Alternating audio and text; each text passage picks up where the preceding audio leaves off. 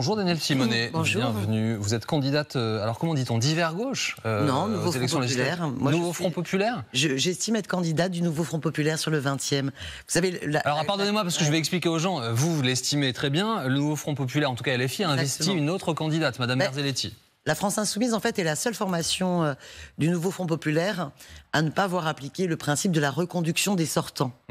Et finalement, moi, je suis candidate sur la 15e circonscription dans le 20e arrondissement, soutenue à la fois par les personnalités qui ont lancé le Front Populaire, Marine Tondelier, Olivier Faure, Clémentine Autain, François Ruffin. Et localement, je suis soutenue à la fois par le Parti communiste français, les écologistes. Vous n'êtes pas la candidate de l'appareil, quoi. Ben oui, je suis la candidate, en fait, qui est ancrée localement dans une dynamique avec les associations, les syndicats. Et pour finir de préciser les choses, Madame Simonet, votre nom s'ajoute à la liste à laquelle participent notamment Madame Garrido, Monsieur Corbière, de gens qui auraient été sanctionnés par Jean-Luc Mélenchon pour une forme de dissidence. Alors, on a été purgé par Jean-Luc Mélenchon, ce qui est très grave, parce qu'en fait, on était unitaire avant l'heure. On défendait dans la France insoumise une stratégie qui soit moins celle du clivage permanent, mais plutôt de rassembler toutes les forces de gauche sur un programme de rupture, parce qu'il n'y a que comme ça qu'on peut lutter contre l'extrême droite. Alors, Madame Simonet, plus de démocratie. Je vais présenter tout de même Bruno Millienne. Bonjour et bienvenue. Alors vous étiez candidat pour le MoDem, donc la majorité présidentielle, dans la 9e des Yvelines. Vous vous êtes désisté. Le RN est arrivé en tête, Monsieur Morin, 34,48% des voix, puis la représentante de la gauche populaire, Madame Diop, avec un peu moins de 30%. Donc vous avez participé d'un appel à un désistement ou pas, ou c'est un choix personnel, parce que M. Bayrou, il est plus dans le ni, si je dis pas de bêtises. Non, alors on va essayer de réexpliquer. Non, moi d'abord j'ai pris de consignes de personne parce que je suis aujourd'hui un homme libre, mais je l'ai toujours été. Donc mes décisions n'engagent que moi. Ça fait grincer des dents parfois au parti, mais c'est comme ça. Non, j'ai été le premier à me désister parce que, effectivement, même si je ne suis pas persuadé que Mme Diop puisse battre le Rassemblement national, je vois mal comment elle aurait pu expliquer à ses électeurs qu'elle se désiste en ma faveur, d'accord ? Alors qu'il y avait autant de voix d'écart. Donc j'ai fait le désistement républicain parce que pour moi, de toute façon, le RN, c'est impossible. C'est pas possible, c'est pas dans ma culture. Moi, j'ai vécu les 18 premières années de ma vie à l'étranger. Le mot racisme n'existe pas dans ma famille. Donc là, ce parti qui veut scinder la France, on va dire, en deux catégories de Français différents, on l'a vu, entre les Français dits de souche, alors que ça n'existe pas en réalité, et les fameux binationaux, parce que je rappelle quand même que Marine Le Pen avait un projet de loi qu'elle a déposé à l'Assemblée nationale début janvier 2024, qui interdisait aux binationaux d'avoir des postes dans toute la fonction publique. C'était pas seulement les postes sensibles. Donc voilà, qui nous raconte pas d'histoire là-dessus en disant ça sera quelques cas. Et ça, cette vision de la France est totalement antinomique avec les valeurs humanistes que je porte. Ce qui vous fait deux points communs déjà, pour commencer. La liberté.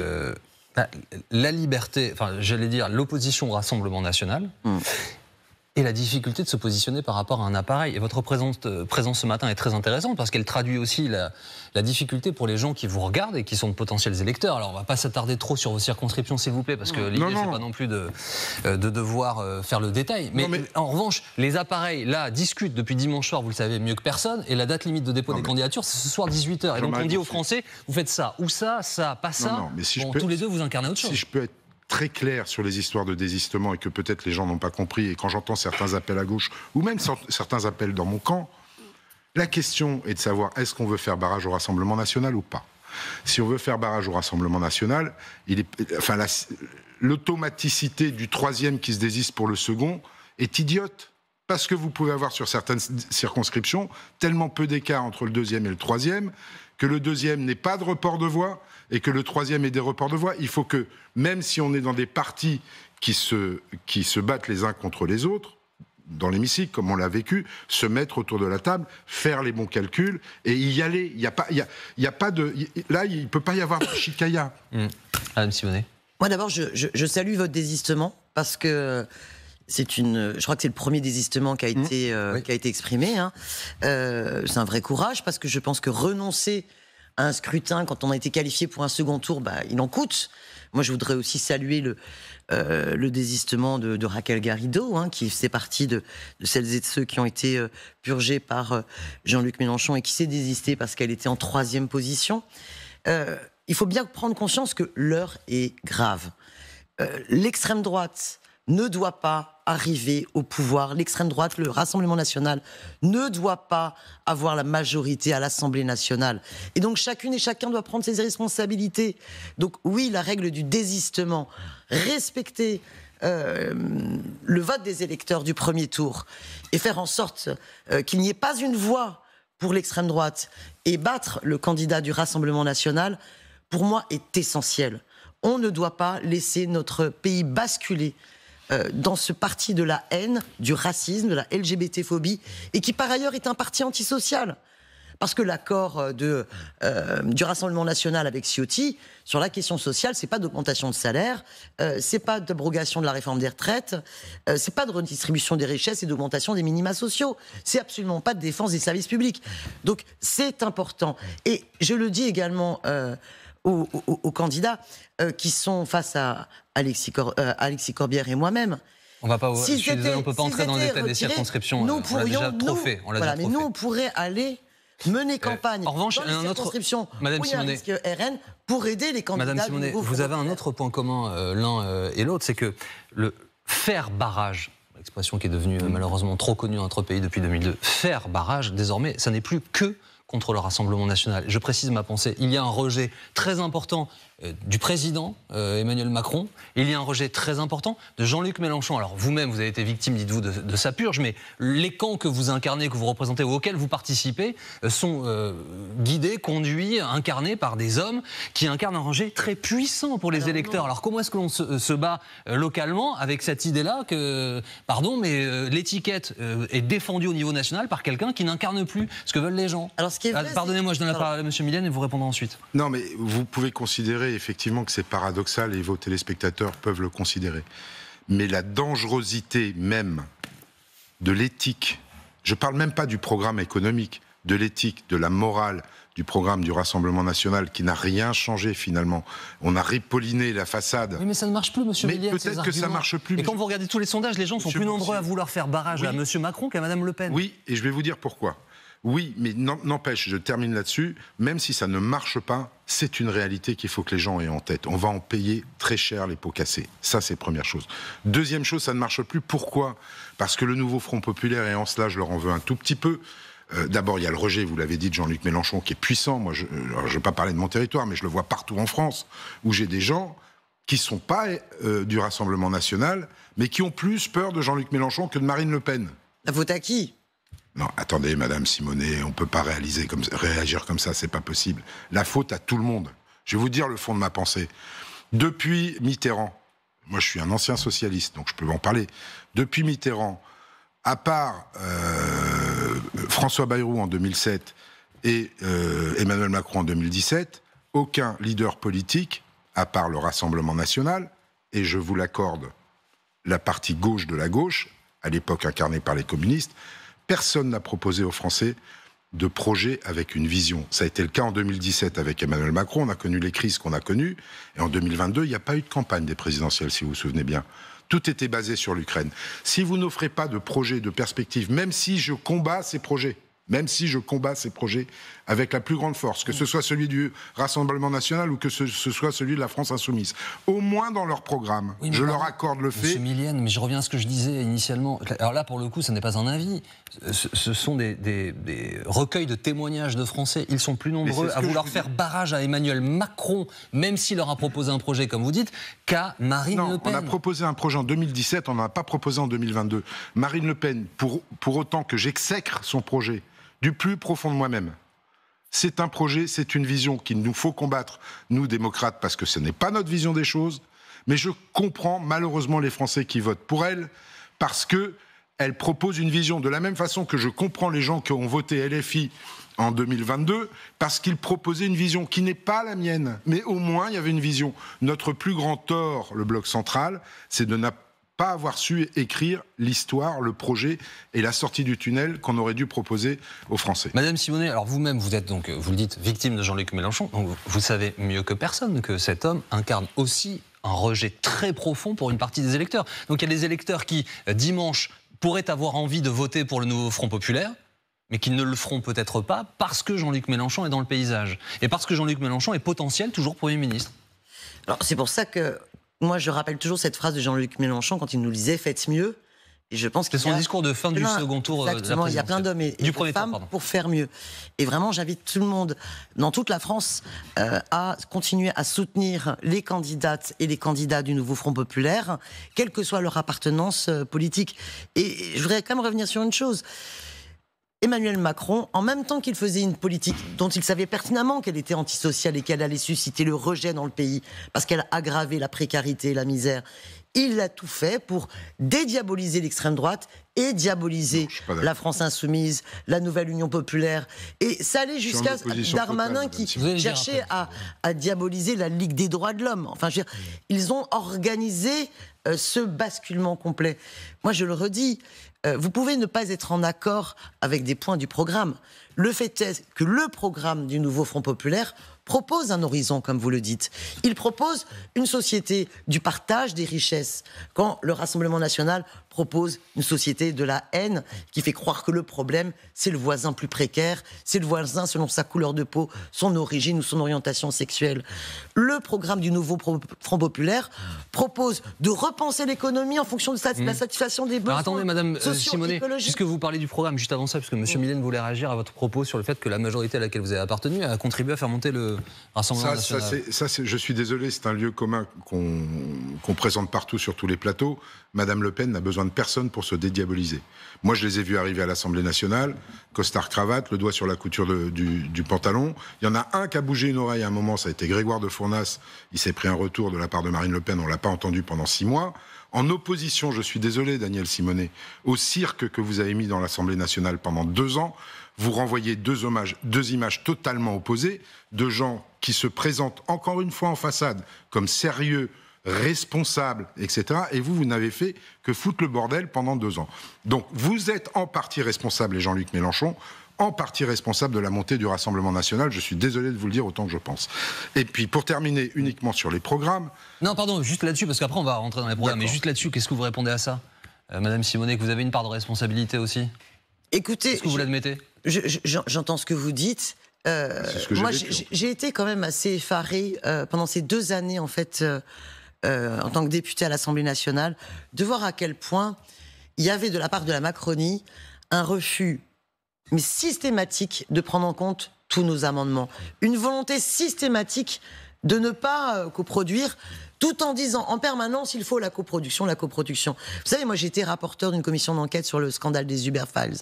C'était dingue. Le président était macroniste. Le président m'a empêché de pouvoir auditionner les membres du cabinet d'Emmanuel Macron lorsqu'il était ministre de l'économie. Il a empêché le travail en toute transparence de cette commission parlementaire pour pouvoir auditionner ceux qui étaient dans le cœur du réacteur de la Macronie. Alors que c'est un scandale d'État sans précédent. Je veux dire, c'est un déni démocratique. Vous comprenez ce que je veux vous dire? Donc, comprenez également, je n'ai pas toujours été d'accord. Il y a eu des débats internes au groupe de la France Insoumise sur la stratégie, la façon de s'exprimer dans l'hémicycle. Mais il faut comprendre aussi que la façon totalement obtuse de la Macronie, qui n'a cessé d'utiliser le 49.3, parce que la Macronie ne tient que par les institutions de la Ve République. C'est la monarchie présidentielle et le 49.3, c'est vraiment le refus de tout débat parlementaire et le piétinement de l'Assemblée en permanence. Je ne peux pas laisser passer ce genre de mensonge. On va revenir sur le 49.3 2 secondes. Moi, j'ai participé aux travaux. Alors évidemment, à la France Insoumise, on ne vous a pas donné beaucoup d'amendements que vous vouliez aux différents projets de loi de finances. Et quasiment aucun. Hein. Au projet de loi de financement de la sécurité sociale, je l'admets volontiers. Moi, je peux parler librement, je ne suis plus député.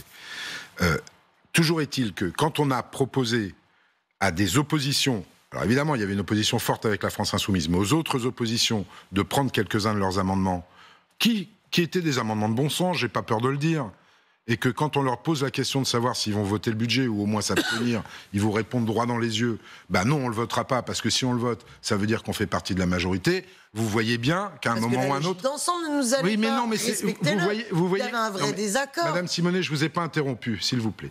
Vous voyez bien que si on explique ça aux Français, c'est incompréhensible. Comment simplement par pure opposition, on peut refuser de voter un budget pour la France alors qu'il y a des amendements dedans qui ont été acceptés. Monsieur Millienne, parce que le vote d'un budget, c'est ce qui est le plus politique à l'Assemblée nationale. Donc, pour terminer, c'est 49.3, moi, je ne les compte pas. Parce que le gouvernement n'avait pas le choix. Il y en a un que je compte, et pour lequel j'en veux au gouvernement. Parce que le groupe MoDem voulait qu'on vote cette loi, c'est la loi sur les retraites. La réforme des retraites. La réforme des retraites. Ça, on voulait absolument que ce soit voté. Excusez-moi, je voudrais que nous avancions sur le contenu des propositions aussi, puisque le temps passe et que dans 5 jours, les Français vont se prononcer. Ce moment, je le dis, et je le dis depuis le soir des Européennes, est historique. Nous vivons un moment historique, je pense que le mot n'est pas galvaudé, vraiment, et c'est un basculement potentiel qui arrive pour notre pays. Vous avez l'air de considérer, Madame Simonet, dans vos arguments, que c'est le nouveau Front Populaire ou le Rassemblement National. Or, ce que l'on entend là désormais depuis quelques heures maintenant, c'est une possibilité de bloc central, peut-être lié aussi aux difficultés de nouveau Front Populaire, duquel serait extrait LFI, avec des socialistes, des écologistes, peut-être des gens de droite, modérés, de centre, enfin je ne sais pas. Est-ce que c'est si simple ? Est-ce que vraiment ça se résume entre nouveau Front Populaire et RN dimanche ? Je pense que la logique de la situation politique arrive à celle-là. Voilà, la logique du nouveau Front Populaire ou la logique de l'extrême droite. Et je pense que les citoyens et les citoyennes sont face à ce choix-là. Ce qui n'empêche pas, partout, dans toutes les circonscriptions où le nouveau Front Populaire ne s'est pas qualifié pour le deuxième tour ou bien a dû se retirer avec responsabilité, eh bien, j'encourage à ce qu'il n'y ait pas une voix... Il y a 121 retraits sur les 185. Pas une voix pour le Rassemblement national, et à chacune et chacun de prendre ses responsabilités si le bulletin qui est en face peut être pris pour battre le Rassemblement national. Donc il n'y a pas de sujet sur la majorité qui pourrait être centrale, différente de vous ou du RN. Écoutez, à cette heure, pour moi, l'objectif, c'est les urnes de dimanche. Et donc, toutes les supputations sur d'autres configurations, je vais vous dire... J'ai besoin de clarté, moi, en politique. Je me suis engagée pour que les choses soient claires. Vous avez quelques sujets où on a pu travailler à l'Assemblée nationale, par exemple sur le droit de mourir dans la dignité, où là, on a pu avoir des débats transversaux pour permettre d'instaurer une aide à mourir. Et puis, il y a d'autres sujets où on va retrouver un vrai clivage. Est-ce qu'il faut augmenter les salaires, les minima sociaux, s'occuper d'abroger cette réforme de retraite, ou bien est-ce que on continue à avoir une politique qui favorise les actionnaires, qui favorise les grandes entreprises du CAC 40 ? Est-ce que vous croyez qu'on peut faire une majorité qui ne tranche pas ces questions-là ? C'est une possibilité, Madame Simonet. On peut se retrouver dimanche soir avec une Assemblée nationale qui n'aura pas de majorité absolue. Je ne m'y retrouve pas, et j'estime qu'il y a toujours besoin de clarté, et que c'est par la clarté qu'on peut lutter aussi contre... Est-ce qu'à l'inverse, Monsieur Millienne, vous pensez que c'est possible que dimanche, les Français décident qu'il n'y aura pas de majorité absolue et qu'il faudra, aux nouveaux députés, trouver des accords, ou au gouvernement, enfin au président de la République, trouver un gouvernement d'union nationale? Moi, je pense que c'est possible, et je le dis d'autant plus facilement que j'ai été, moi, assez choqué par la dissolution. J'en suis la première victime, puisque je ne suis pas réélu. Mais le message qui a été envoyé par le président de la République, qu'on soit d'accord ou pas avec sa dissolution, c'est deux choses. C'est responsabilité des citoyens face au vote. C'est eux qui décident. Aucun problème. Mais responsabilité des politiques face au vote des citoyens. En 2022, nous n'avons pas eu la majorité. Ouais. Absolue, nous avons eu notre majorité relative. Nous aurions dû, tel que nous l'avaient demandé les citoyens, travailler ensemble. Au moins avec les oppositions qui voulaient bien travailler avec nous. Chacun est resté dans son couloir. Moi, j'ai tendu des mains pendant 2 ans, j'ai pris des portes dans la tronche. Bon, cette fois-ci, j'espère bien que si il n'y a pas de majorité absolue à l'Assemblée nationale, certains démocrates, ceux qui ne sont pas sur des lignes très dures, que je respecte, parce qu'encore une fois, c'est leur choix politique, mais qui ne sont pas sur des lignes très dures, à droite comme à gauche, vont pouvoir se retrouver pour au moins avoir un gouvernement de projet qu'on puisse continuer à travailler. Ça va d'où à où, Monsieur Millienne, pour dire la chose clairement? Je vois bien que ça va être compliqué avec la France Insoumise, et c'est pas faire injure à Danielle Simonet, elle le sait très bien. Il y a des positions assez radicales chez eux que je ne vois pas de possibilité d'application. Prenons le SMIC à 1 600 €. Moi, j'ai fait le tour des commerçants de mon territoire. On ne va pas parler de circonscription. Tous m'ont dit, mais si c'est ça, on ferme. On ne peut pas. Donc, il y a Madame Simonet, il y a des possibilités d'augmenter les salaires. Celle-ci ne me paraît pas la bonne. Moi, j'invite Esther Duflo et Thomas Piketty à venir. Qui ont validé le programme économique du Front Populaire. Qui viennent, moi... Non, c'est pour préciser pour les gens qui nous regardent. Qui viennent sur mon territoire, et puis on va voir comment ils vont ressortir en short de tous les commerces sur mon territoire. Alors, je vais réagir quand même. Donc, et pour terminer, ça va donc de la gauche hors LFI jusqu'où? Ça peut aller jusqu'au LR modéré. Mais il faut trouver un moyen. Sur l'augmentation des salaires, je vous livre juste une piste. Le problème, c'est pas tant, même si c'est un problème d'être à 1400 euros au SMIC, je le conçois. Mais le problème qu'on a depuis 20 ans, c'est de ne pas réussir à passer la barre des 2000 euros net, parce que les entreprises ne peuvent pas l'assumer, parce que là, vous prenez les charges plein pot. Donc une progressivité... Les cotisations. Voilà. Donc une progressivité pour permettre jusqu'à augmenter au-delà du SEC, au-delà du SMIC. Non, excusez-moi, Monsieur Millienne, pour les gens qui nous regardent, au-delà du SMIC, augmenter de 100 euros, ça coûte 500 euros. Ouais, un peu moins de 500. Ouais, plus de 400 euros pour un employeur. Oui, alors merci d'avoir cité la prix Nobel de l'économie, qui peut-être elle aura la paix un jour, on ne sait jamais. Notre programme. Première chose, moi je veux bien aller rencontrer justement vos boulangers et puis vous viendrez aussi rencontrer les miens parce que ce qui menace et ce qu'ils ont très difficilement vécu. C'est pas le meilleur pâtissier ou le meilleur boulanger de France. Le meilleur boulanger de Paris est dans le 20e. Et le plus beau marché est à Niort. Bon voilà, comme ça on a fait le tour. Il est dans la Circo d'à côté, mais voilà. Donc d'abord, c'est les factures d'électricité. C'est la question du prix de l'énergie. C'est donc le marché de l'énergie. Et vous voyez bien qu'avec le programme du nouveau Front populaire qui vise à revenir aux tarifs réglementés et à sortir de cette logique complètement folle du marché de l'énergie où vraiment les fournisseurs se gavent sur le dos de tout le monde, eh bien on assurerait une vraie stabilité économique à nos artisans et à nos entreprises dans ce pays. Donc ça c'est la première question. Je vous assure que pour les boulangers et les artisans, la question de l'énergie a beaucoup plus pesé négativement dans leur économie que la question des salaires. Madame Simonet, ensuite, pardon. Attendez, je réponds sur la question des salaires. Je vous pose une question sur ce que vous venez de dire. Mais il a dit des choses fausses auxquelles j'aimerais bien répondre. Vous allez répondre, mais je vous pose une question. Je vous pose une question. Est-ce que, alors déjà, les énergéticiens, ils sont déjà taxés de façon supplémentaire. C'était prorogé d'1 an sur les bénéfices exceptionnels. Ça s'appelle les marges inframarginales. Est-ce que ça suffit? Est-ce qu'un boulanger à qui vous allez donner un peu de marge de manœuvre sur l'énergie, je ne dis pas que ça n'existe pas, c'est de nature à lui permettre d'augmenter?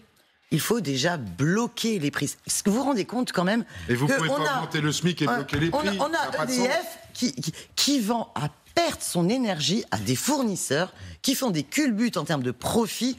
Enfin, c'est d'une indécence absolue. Vous ne répondez pas, est-ce que ça suffit? Est-ce que ça dégage des marges supplémentaires? Il faut refuser et assumer un bras de fer et aller jusqu'à la désobéissance s'il le faut sur cette logique du marché de l'énergie, premièrement. Deuxièmement, oui, il faut augmenter les salaires. Quand vous augmentez les salaires, eh bien vous augmentez également les dépenses de consommation. Moi, quand je discute avec plus de gens au chômage et des magasins qui ferment, avec justement, pour reprendre vos exemples de boulangers, pâtissiers généralement, eh bien vous vous rendez compte que les capacités de consommation qui vont au-delà simplement du pain et de la baguette quotidienne, eh bien sont étroitement liées au pouvoir d'achat des ménages. Donc l'augmentation des salaires a justement une logique vertueuse qui permet d'augmenter ensuite une consommation et qui permet aussi d'augmenter l'emploi. Et c'est valable dans tous les secteurs. Mais je connais la théorie. Je dirais par ailleurs que la logique de l'exonération des cotisations et non pas des charges est vraiment à l'heure. C'est du vol.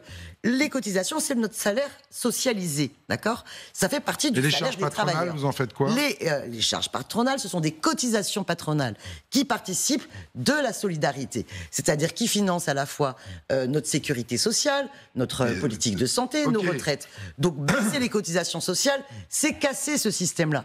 Il y a aussi des mesures importantes. Alors attendez, excusez-moi, parce comment vous acceptez, et vous n'avez rien fait là-dessus, que se développe dans ce pays des recours à des auto-entrepreneurs qui permet aux entreprises de pouvoir ne plus assumer leurs obligations d'employeur et les cotisations. C'est plus d'1 milliard en moins chaque année dans les caisses de retraite. Madame Simonet, s'il vous plaît, je voudrais revenir sur une des propositions du nouveau Front populaire, interroger Monsieur Millienne à ce sujet. Si je ne dis pas de bêtises, je pars sur votre contrôle, vous êtes candidate, pas moi. Le nouveau Front populaire propose une caisse de péréquation pour financer ces augmentations de salaire, c'est-à-dire, en gros, allons chercher, vous dites ça, vous me confirmez, hein, chez les milliardaires, chez les plus grandes entreprises, tout ce qui est du gras, en gros, hein, il y en a beaucoup. Pour financer cette caisse de péréquation et permettre aux petits entrepreneurs, parce que je rappelle c'est 95% du tissu économique français, hein, TPE, PME, de financer les augmentations. Vous en pensez quoi, cette caisse de péréquation? D'abord, c'est pas très clair, parce que dans un premier temps, on avait dit on va leur permettre de prendre un prêt à taux zéro pour pouvoir payer les salaires. Vous endettez pour pouvoir payer les salaires. Et puis là, si, j'ai entendu des gens de chez vous le dire, et là, la péréquation, moi, je sais pas comment ça fonctionne. Je sais pas comment vous obligez les entreprises à le faire. Vous pouvez demander à Mme Simonet. Voilà, donc ça c'est le premier point. Deuxième point, vous croyez que les entreprises Il y a plein de choses dans le programme qui vont pas. Quand sur l'impôt sur le revenu, sur la dernière tranche, vous taxez à 90%, ça va être retoqué par le Conseil constitutionnel. C'est confiscatoire. Mais bien sûr que si. Et quand vous aurez pris... Oui, mais on n'est pas aux États-Unis, Madame Simonet, ça ne vous aura pas échappé. Ben ça vous aura Même pas si échappé. Mélenchon ressemble beaucoup à Trump, on n'est pas aux États-Unis. Voilà. Et puis voilà, il y a plein de choses qui vont pas passer. Je suis désolé. Comment ça passe? Moi, les entreprises, pour le coup, travailler beaucoup avec elles, puisque je suis un libéral, d'après vous. Eh bien, je peux vous dire une chose, vous allez les dépouiller une fois, pas deux. Donc c'est un one-shot, votre truc. Mais je vous le garantis, vous allez les dépouiller une fois, pas deux. Je vais vous dire le principal danger pour le second tour, c'est que pour la majeure partie des gens, votre programme confiscatoire fait bien plus peur aux gens que le programme tellement flou du Rassemblement national que personne n'y comprend rien. Ce qui fait peur aux gens sur le Rassemblement national, c'est le côté xénophobe, raciste, France coupée en deux, et ça, mais pas leur programme économique. Regardez la bourse depuis lundi. Elle n'est pas affolée, la bourse, depuis lundi. Ça a clôturé à plus 1 hier. Ce qui est quand même dingue, c'est qu'à chaque fois que l'on propose de taxer les ultra-riches, on a été les premiers à vouloir le faire. Arrêtez.